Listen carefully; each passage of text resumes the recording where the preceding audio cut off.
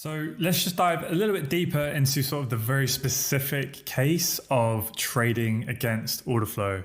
Now, again, obviously there can be a lot of variables to this, where we are within the higher timeframes, what all of the timeframes are doing, et cetera, et cetera, et cetera. So I just want to give you kind of just one very sort of, basic premise in sort of which to apply it. And that is basically, if you're going to get in, let's say on the M1, and you are trading against the bearish M15 order flow, right? But you're anticipating that the M15 order flow is going to shift bullish, right? But instead of waiting for the order flow to shift bullish, so this would be your IBOS, right? So you've had a series of larger internal lower lows and lower highs and lower lows and lower highs and lower lows. But we've come into, let's say, the extreme swing demand level, and we're expecting that next swing high low to go.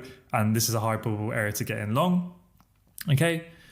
Ideally, we want to be doing it before price gets up to here, right? Before it gets to that protected / strong internal lower high, right? This is what I was trying to say in the advanced video, but this is a bit more of a better visual representation, right? So we can come into level, we see our entry model, et cetera, and we want to get in long here. Ideally, it tags us in straight away, because then when price moves up and we're running in profit, now we can either take partials, we can remove our risk, we can trail our stop loss, but essentially remove our risk is the point I'm trying to make, because then what can happen, obviously, is that bearish order flow can continue.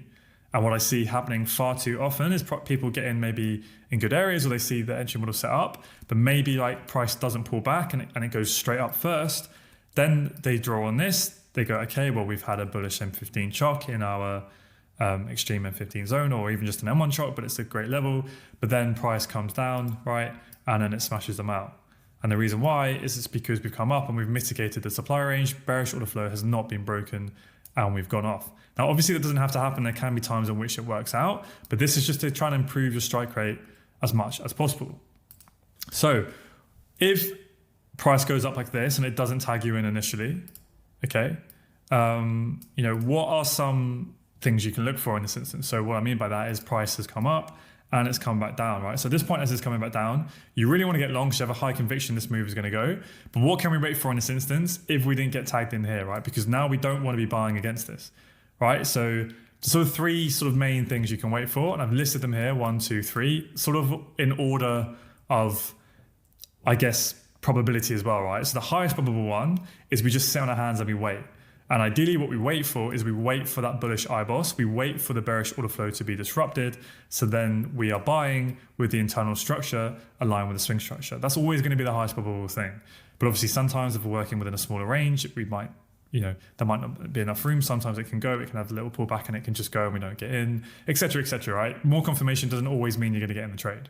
Okay, so that's going to be the most ideal, is you wait for order flow to shift on your side. Cool. The second one is you wait for the weak low to be run. So what do I mean by that? Well, I mean, as we come up here and we start coming down, right, this is that weak larger internal low. So instead of just trying to set a limit on here and buy from it, what you can wait for is you can wait for price to actually break it.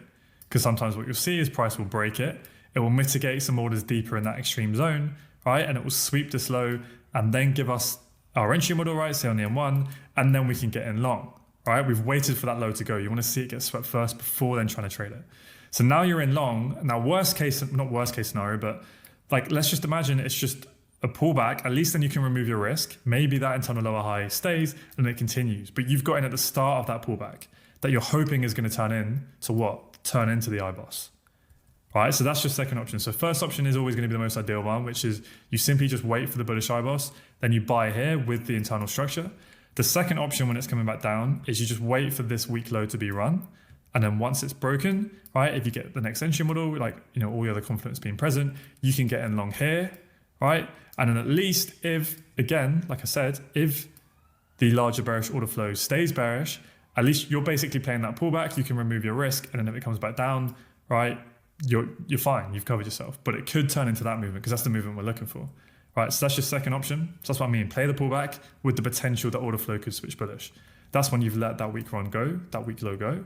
And then your most sort of lowest probability one would be wait for the lower time frame order flow to switch bullish. So what I mean by that is that price comes into this extreme zone. You're not setting your limit here, right? But you're anticipating or hoping that if price comes into here and then you see you see a shift in order flow like this, right? Now you could buy that because you're basically paying a confirmation entry of the extreme zone from a weak leg, right? So this isn't ideal because you could still get that signal. It's like a trap and then it just gets smashed, right? And then the move goes. And that's really why that's the worst option, but they can play out.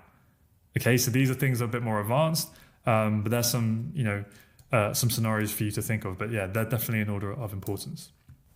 So let's take a look at sort of a typical example of, well, just how order flow can potentially, help us to avoid some losses by, when we can trade against it and sort of when we should maybe decide not to and wait to sit on our hands to see if it will shift in our favor first or not. So let's do some super quick hard time frame analysis. The 4 hour was bearish and then we had a nice big break of swing structure there to the upside. So we are bullish, but we've had obviously a break of structure. What do we expect after a break of swing structure? We expect a swing pullback. We have had a 4 hour bearish change of character, right? So we're just taking that low there. So we have to, assume that that's the first potential sign that we're seeing weakness come into structure and we could see that pullback. But for now, that shock, right, what that could just little be is a pullback into this sort of smaller internal low, and this demand could hold and we could, get a bit more of a bullish continuation, right?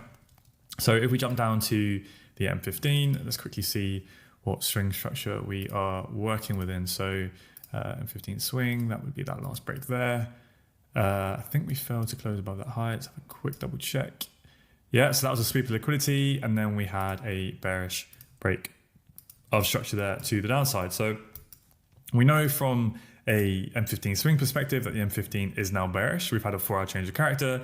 So there's a lot of signs coming in. Obviously, it's quite rushed analysis because there's a lot more we could look at here that would probably, there's increased probability that that larger 4 hour pullback, that swing pullback could be starting to kick in. So if we were to draw on that M15 swing range, we know we have that as well. And then we have the smaller internal ranges within that, right, that we can see. I just kind of draw on the recent ones, but you can see from Asia, so that's midnight, it's just been continuously selling up. We've had order flow clearly bearish this entire time. Nice sustained textbook bearish order flow really. Now we're coming into that 4 hour level. So, there's potential that this could continue, or at least, the very least, we could see an M15 swing pullback into the prior swing range because we know that this is our strong swing high and we look to play that move.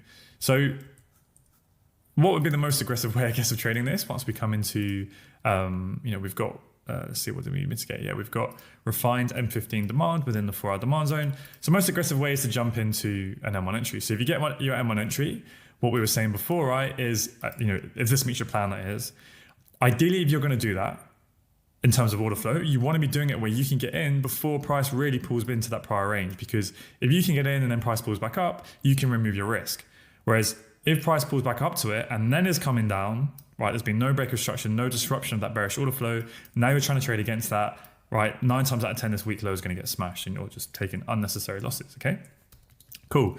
Other thing we can do, or typically wait for, is to wait for a bullish change of character on the M15. All right, so that clearly fails.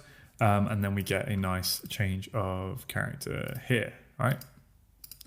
Cool. So now we could start to look for entry. So let's dive down to the M1 and go, okay, basically what we're doing here is we know the M15 is bearish, but the 4 hours bullish and it's coming to 4 hour demand and we've had a bullish M15 change of character. Therefore, we could look for some longs from within here to at least play potentially an M15 pullback, right? That's kind of, the general basic logic behind looking for longs from here, right? So we know within 4 hour demand, we're just going to rein it in so we can focus on price. So we've had that bullish change of character here on the M15. All right. Now, if we look at the order flow on the M1, let's do lower time frame supply, right? So that was kind of like that last supply range that we had. And then we broke up to the upside. So from that last range, from the high to the low, drag it across is obviously demand. So lower time frame demand. And then what did? Range initiation, mitigation. So we actually came in, did we mitigate the smaller range without that? Yeah, just about. So obviously there's ranges within ranges, but the larger one is the one, that's the obvious one, right? And then again, from that high down to that low, that's the next M1 swing range, and then break out of that. And then we break out of this, and then we get that M15 bullish. Wait, what happens here? A bit of a gap, change of character. Oh, okay, so Let me just play this forward a bit. So I don't know why the candle's changed it. It's kind of messed around there a bit, but let's have a look at the M15. What's going on there? It wasn't like this in the live market, I can tell you that. So we definitely did get a bullish change of character. I think they just messed around with the price data here a bit. So it's kind of messed up the order of the explanation I was going to give. There we go. See, here we go. But essentially, let's bring it back. We can try and do it as I wanted to do it. Hopefully it doesn't mess up again. Is it going to mess up? No. So at this point here, we had the bullish M15 shock, right? Now, if you're going to look for longs and you didn't have all of this drawn on, typically, you know, there's kind of three levels in terms of POIs on the M1 that you could look at. So let's draw those on first. So you got this level here. You got this unmitigated level here. All right, and then you got this unmitigated level here. Now, really, from an order flow perspective, the only one that makes sense if you like everything and if you wanted to get long, really is the nearest one. Because we know we have this bullish order flow. So as prices are coming back in, this should be a strong protected, you know, M1 internal low. Obviously, we don't want to read too much in just to the M1 on its own, but in terms of if you're happy with everything else you've seen in the higher time frames, if this was a type of trade you would like, in my opinion, it's not that great, but if you would like it, really, in my opinion, this is the where that's going to make sense, and you would at least just target that weak high, right? And then ideally try and remove your risk and see if that bullish order flow will to continue. Now, the reason why that is the highest probability one is because if price was to come down and we get a disruption of that bullish order flow, especially if we get a closure below and that IBOS, right? Then what? Then we would expect that bearish order flow to continue until what? Until it takes out this week low. At that point, the start of this trend has essentially ended and failed, and now this is going to come down and take out that low there. So when we move it forward, as you can probably guess, we get that break and closure below, which now means that from the low to the high, we now have our supply range. Okay, just going to rein this in. So now anyone getting long from here, right? Boom, yes, I'm in profit. Going to pass my FTMO challenge. Tell mum I've quit my job, like blah, blah, blah. All right.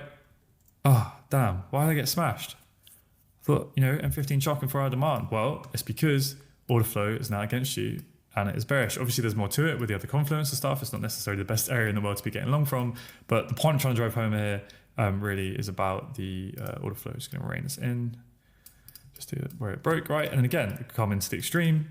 Now, don't get me wrong. These zones could play out. It's not to say that we're, again, still working with probabilities here, but this is just a framework in which we can use to understand why if we get long from here or we see price bounce from here, it's likely what? Just to produce a pullback into the prior range to then go. So what would we want to see? We would want to see that range get disrupted, ideally that movement there, and then potentially we could look for longs, right? All else things considered, right? That's the type of thing you would want to see. So let's see what happens.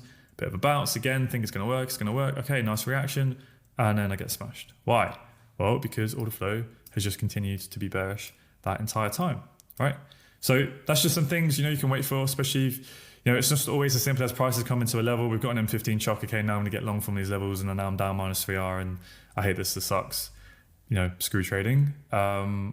These are the types of things that you can wait for you know, a bit more confluence in this instance, right? Wait for order flow to shift back in your favor. Ideally, we get that break, and then potentially you could look for longs from within here, okay? So even if we had price came down into here, right, and it gave us an M1 shock, right, that shock is just what? It just signals an internal pullback. It's just going to signal that move. Doesn't necessarily mean that we're going to get that. Now, you might want to take that, and that might be fine because you could love everything else. But it's just understand that's only once you get the IBOS, and then we expect those, you know, that shift in order flow to really hold and continue to the upside. So that can potentially help you understand some of your losses. So yeah, I definitely recommend going back through some of your recent trades, map this on the charts, especially if you've still got the trading view data, if it's still there on the live charts, and go back and just really investigate and use these concepts and see if they can potentially help you avoid some losses or not.